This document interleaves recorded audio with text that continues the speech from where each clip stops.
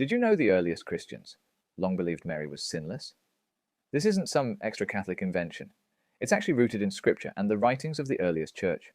When the angel appears to Mary in Luke, he calls her "Mene." That word doesn't just mean favored. It means having been completed in grace, a past perfected action.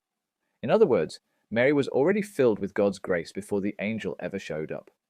And in Genesis, God says the woman and her offspring would have total victory over the serpent.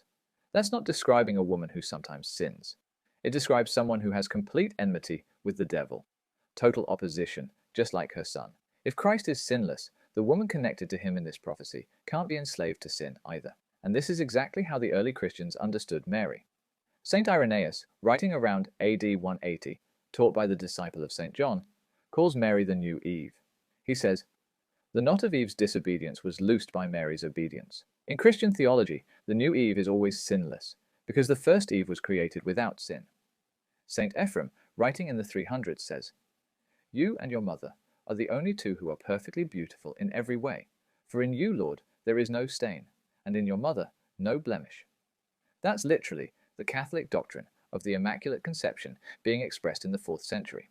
Even St. Augustine, the theologian who fought hardest on original sin, said, "We must accept the Holy Virgin Mary from the question of sin, out of reverence for the Lord." He flat out said no sin should ever be spoken about her. St. Ambrose also wrote that Mary was free from every stain of sin. These aren't medieval quotes. These are some of the earliest Christian teachers. Even earlier than them, around AD 120, a Christian text called the Proto-Evangelium of James calls Mary all holy, pure, and undefiled. That's 2nd century Christianity already using the same language Catholics still use today. The early church consistently referred to her with titles like all holy, stainless, and new Eve, titles Christians simply do not give to sinners. The logic behind it is simple. Jesus took his human nature from Mary. If God is holy, and if his dwelling places are holy, like the Ark of the Covenant, then the vessel he chose to take flesh from would reflect that holiness. Just like the ark was made of pure gold because God's presence dwelt inside it, Mary was prepared by God as a pure vessel for the incarnation. So yes, Mary's sinlessness is not an invention. Mary was kept free from sin by a special act of God's grace.